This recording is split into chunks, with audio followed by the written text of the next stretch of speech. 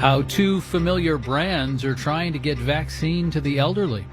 Marketplace Morning Report is supported by Progressive Insurance, small business protection for more than vehicles, with insurance expertise to keep your company moving forward.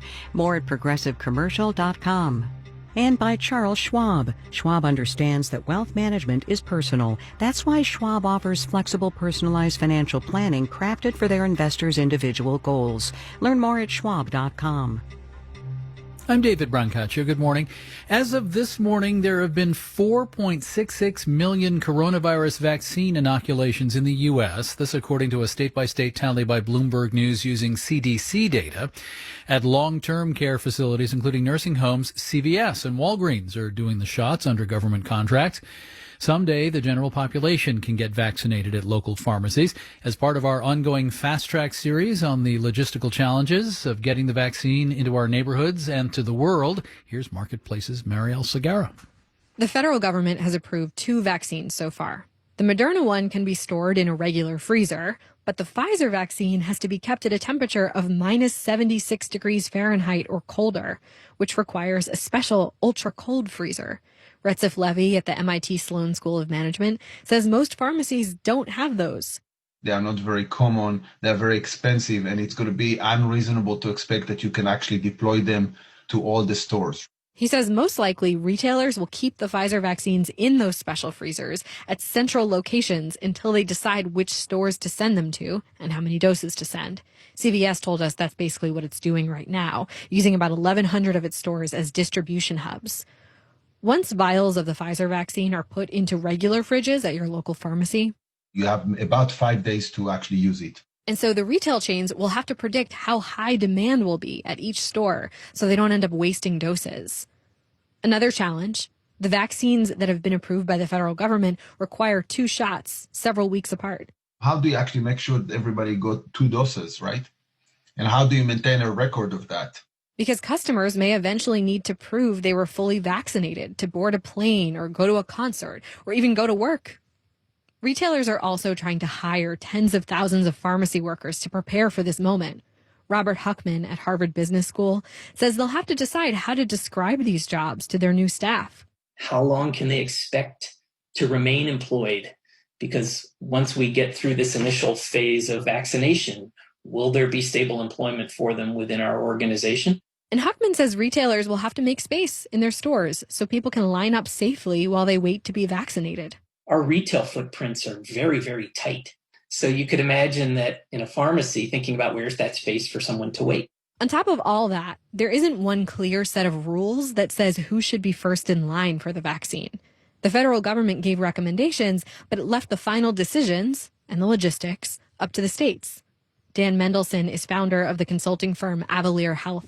The fact that it is now being worked out by 50 states and additional municipalities is causing unnecessary bureaucratic friction and slowness. He says CVS, Walgreens, and other retailers will have to keep track of all these rules, which makes the rollout even harder. I'm Marielle Segarra for Marketplace. The New York Stock Exchange has done a U-turn after an executive order from President Trump. It was fixing to kick out 3 big China-based telecommunications companies. Now the stock exchange says they can stay. Marketplace's Nancy Marshall-Genzer explains. The New York Stock Exchange issued a statement yesterday saying it made the decision not to delist the Chinese companies after consultation with, quote, the relevant regulatory authorities. So now, China Telecom, China Mobile Limited, and China Unicom will stay on the NYSE. A Chinese foreign ministry spokesperson said U.S. political forces were trying to suppress foreign companies listed on U.S. stock exchanges, adding that, quote, the status of the U.S. as an international financial center depends on the trust of global companies. The NYSE had planned to drop the Chinese companies to comply with an executive order from President Trump, which barred U.S. firms from investing in companies the Trump administration says have ties to the Chinese military. I'm Nancy Marshall-Genzer for Marketplace. After the Dow fell 1.3%, 382 points yesterday, the first trading day of the new year, stock index futures are down a bit this morning, with the Dow future down 49 points, 0.2% now. The Russell 2000 index of smaller companies is down 0.1%. Marketplace Morning Report is supported by Avalara. Avalara has been working to take human error out of the tax compliance process using cloud-based real-time rate calculation and automatic return filing. Avalara, tax compliance done right. AVALARA.com. And by GEP, helping transform supply chains with strategy, services, and software, including GEP Smart and GEP Next, AI-based digital procurement and supply chain platforms.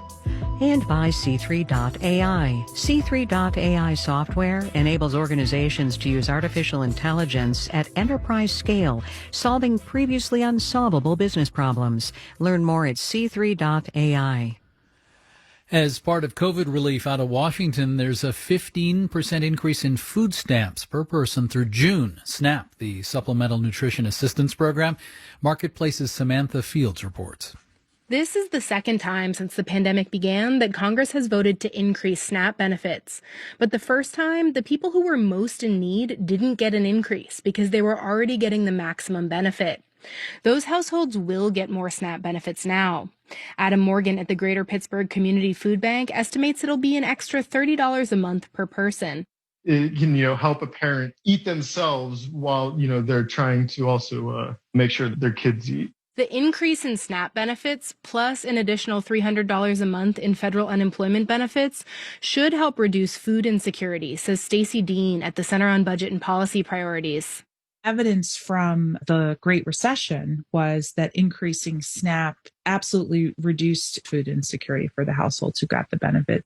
The hunger relief organization Feeding America estimated that around 50 million people experienced food insecurity because of the pandemic last year. I'm Samantha Fields for Marketplace.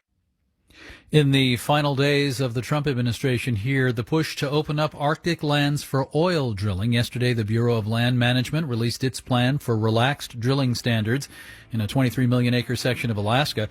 Tomorrow, there's an auction for rights to take oil in more of the Arctic National Wildlife Refuge.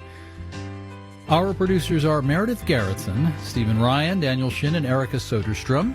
I'm David Brancaccio.